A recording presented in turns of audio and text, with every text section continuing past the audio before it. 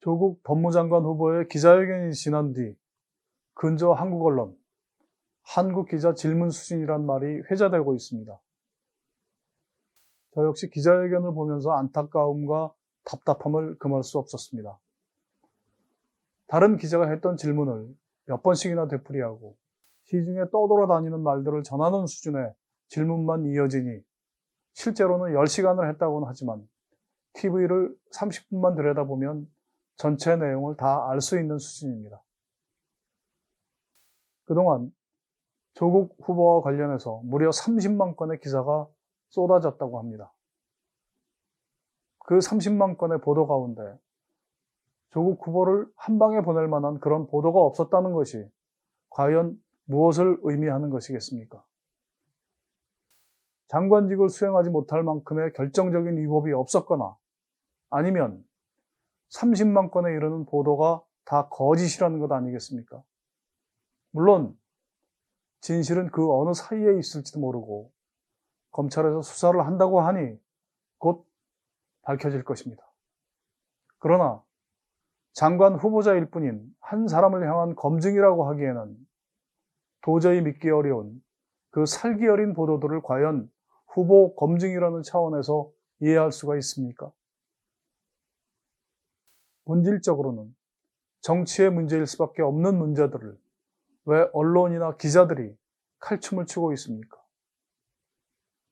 지금 조국 후보에게 제기되고 있는 의혹들이 앞서서 장관 청문회에서 숱하게 나왔던 문제들보다 훨씬 심하고 도저히 용납할 수 없는 문제들입니까? 단지 조국이라는 인물이 지닌 상징성으로 인해서 한쪽 진영에서는 도저히 받아들일 수 없는 것이고 마찬가지로 반대 진영에서는 그렇기 때문에 더 양보할 수 없는 것이어서 이렇게 확대돼 버린 것 아닙니까?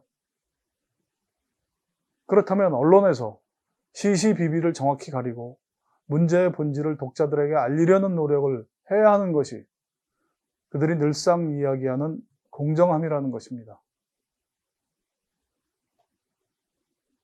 최소한 우리나라의 언론들이 본연의 역할 100분의 1만 했어도 지금 이 사회가 그렇게 어지럽지는 않았을 것입니다.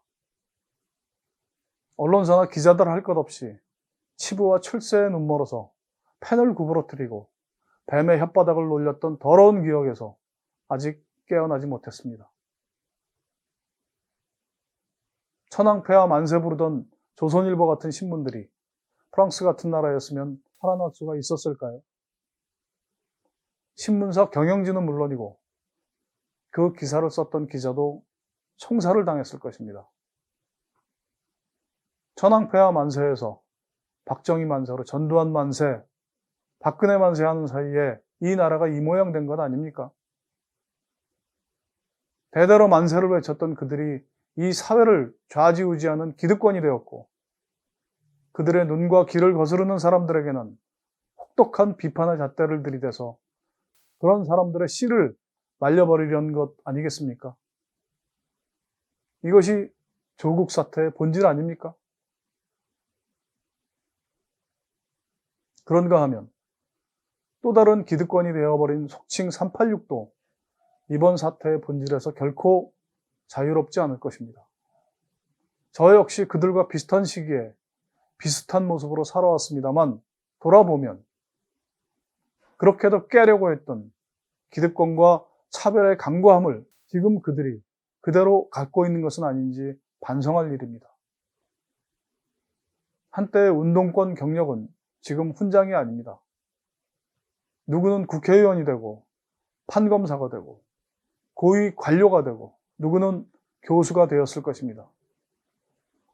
우리 사회는 바로 30년 전에 그들이 깨 없애고자 했던 공고한 기득권 구조에서 얼마나 벗어났습니까? 무엇이 달라졌습니까? 지금이라도 대호각성하고 30년 전의 순수한 모습으로 돌아가서 이 사회를 근본적으로 변화시키려는 노력을 하지 않는 한 운동권이었다는 스스로에게 자랑스러운 대의는 출세의 사다리를 올라가기 위한 개인적 노력이었을 뿐이라고 폄훼당할 것입니다. 이번의 사태도 지나갈 것입니다. 그러나 이런 난리를 겪어도 깨우치지 못한다면 더 이상 우리는 누구를 탓할 자격이 없습니다. 이 사회의 근간을 이루는 온갖 법과 제도를 말 그대로 공정하게 손보고 기득권들에게 치우친 사회의 혜택을 모두가 누릴 수 있도록 노력하는 것이 바로 그 길일 것입니다. 다행히 우리에게는 촛불을 들었던 과거가 있었고 투표용지라는 짱돌도 있습니다. 김순현의 시선 마치겠습니다.